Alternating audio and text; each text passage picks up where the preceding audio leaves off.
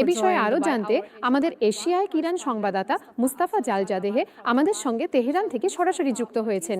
তাহলে মুস্তাফা, দুই পক্ষের মধ্যে 60 দিনের যুদ্ধবিরতি বাড়ানোর একটি কাঠামো নিয়ে আলোচনা হয়েছে বলে যে খবর এসেছে, তেহরানের প্রতিক্রিয়া কি এবং এটি কি ওয়াশিংটনের সঙ্গে চূড়ান্তভাবে সম্মত হয়েছে? আলোচনা প্রক্রিয়ার সাথে ঘনিষ্ঠভাবে যুক্ত নির্ভরযোগ্য সূত্রগুলো তাসনিম নিউজ এজেন্সিকে বিশেষভাবে জানিয়েছে যে বিভিন্ন পশ্চিমা সংবাদ মাধ্যম এবং প্রভাবশালী পশ্চিমা কর্মকর্তাদের পক্ষ থেকে দুই দেশের মধ্যে সমঝোতা স্মারক বা এমওইউ নিয়ে যে ধরনের দাবি করা হয়েছে তা সম্পূর্ণরূপে ভিত্তিহীন, বানোয়াট এবং এটি কোনোভাবেই অনুমোদিত নয়, যাতে করে দুই দেশের শীর্ষ নেতারা এ বিষয়ে বিস্তারিত মতামত বা কোনো প্রকার মন্তব্য প্রদান করতে পারেন। তারা আরও উল্লেখ করেছেন যে যদি আমরা কোনো চুক্তিতে পৌঁছাতে সক্ষম হই, তাহলে আমরা পাকিস্তানি মধ্যস্থতাকারীকে বিস্তারিতভাবে অবহিত করব, যাতে তারা আনুষ্ঠানিকভাবে এটি ঘোষণা করতে পারে। তাই এই দুই দেশের মধ্যে কোনো দ্বিপাক্ষিক চুক্তিতে পৌঁছানোর বিষয়ে বিশেষ করে ইরানের উচ্চপদস্থ সরকারি কর্মকর্তাদের সংশ্লিষ্টতা নিয়ে যে দাবিগুলো করা হয়েছে তা সম্পূর্ণরূপে ভিত্তিহীন, বানোয়াট এবং সত্যবর্জিত। তেহরানে আপনি যা শুনছেন মুস্তাফা, চূড়ান্ত চুক্তি বিলম্বের পেছনে প্রধান অমীমাংসিত বিষয় কি? সবচেয়ে গুরুত্বপূর্ণ এবং প্রধান অমীমাংসিত বিষয়টি হচ্ছে ইরানের বিভিন্ন ব্যাংকে জমাট বাঁধা বিপুল পরিমাণ অর্থ। ইরানের পক্ষ থেকে জোরালোভাবে দাবি করা হয়েছে যে তারা তাদের জমাট বাঁধা মোট $24 বিলিয়ন মধ্যে অন্তত $12 বিলিয়ন দ্রুত ফেরত পাবে। এছাড়াও কৌশলগতভাবে গুরুত্বপূর্ণ ইরানের হরমুজ প্রণালীতে নিয়ন্ত্রণের বিষয়টিও এখানে রয়েছে। আমরা যখন এই চুক্তি নিয়ে প্রকাশিত বিভিন্ন সংবাদ গভীরভাবে বিশ্লেষণ করি, তখন স্পষ্টভাবে দেখি যে এই গুরুত্বপূর্ণ বিষয়গুলোর কোনোটি পশ্চিমা গণমাধ্যমে দুই দেশের মধ্যে স্বাক্ষরিত সমঝোতা স্মারক বা এমওইউ নিয়ে প্রকাশিত প্রতিবেদনে কোনোভাবেই উল্লেখ করা হয়নি। ডোনাল্ড ট্রাম্প যদি এই সমঝোতা সামগ্রীটি মানলে তবে কি কিছু বদলাবে? আমার মনে হয় যে সমঝোতা স্মারক নিয়ে বর্তমানে যে প্রতিবেদনগুলো প্রকাশিত হয়েছে সেগুলো মূলত ইরানের ওপর আন্তর্জাতিক চাপ সৃষ্টি করার জন্য একটি পরিকল্পিত অপপ্রচার মাত্র, বিশেষ করে এই চুক্তিটির বিষয়ে। তাই এটি এমন পর্যায়ে নেই যে ডোনাল্ড ট্রাম্প এটি অনুমোদন করতে পারেন বা করবেন।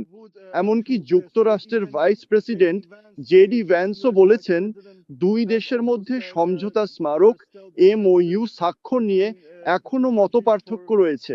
এই কারণে বলা যেতে পারে যে পশ্চিমা গণমাধ্যমে প্রকাশিত বেশিরভাগ প্রতিবেদনই সম্ভবত সম্পূর্ণরূপে ভিত্তিহীন এবং মিথ্যা, আর এগুলো মূলত ইরানের ওপর মানসিক চাপ সৃষ্টি করার জন্য পরিকল্পিত প্রচারণার একটি বিশেষ কৌশল, যাতে ইরান এমওইউ স্বাক্ষরের জন্য তার ন্যায্য দাবিগুলো থেকে সরে আসে। তাহলে মুস্তাফা, পাকিস্তান কি ভূমিকা রাখছে হয়তো পর্দার আড়ালে তেহরান ও ওয়াশিংটনের মধ্যে যোগাযোগ সহজতর করতে?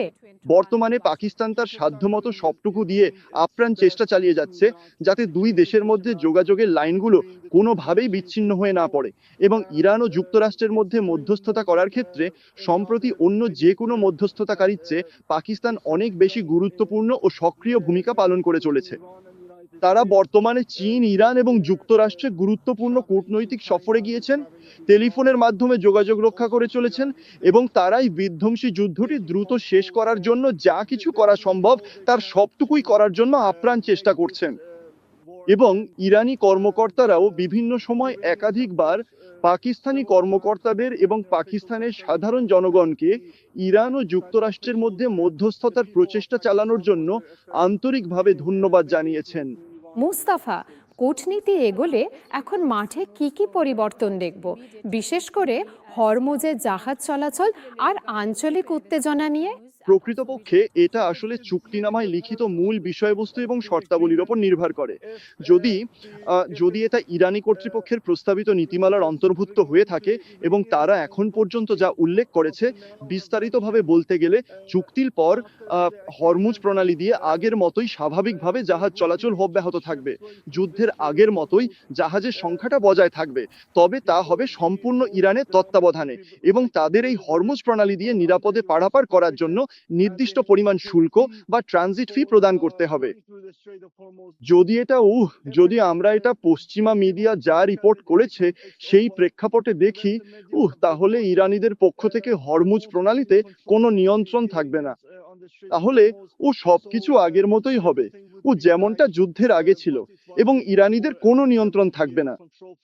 কিন্তু ইরানের নিয়ন্ত্রণ, এই মুহূর্তে হরমুজ প্রণালীতে তারা গড়ে গড়ে 30টি জাহাজ হরমুজ প্রণালী দিয়ে যেতে দিচ্ছে, যাতে তারা তাদের নিয়ন্ত্রণ স্থিতিশীল ও টিকিয়ে রাখতে পারে, এবং তাদের বিরুদ্ধে এই অভিযোগ না ওঠে যে তারা এটি নিয়ন্ত্রণ করতে অক্ষম।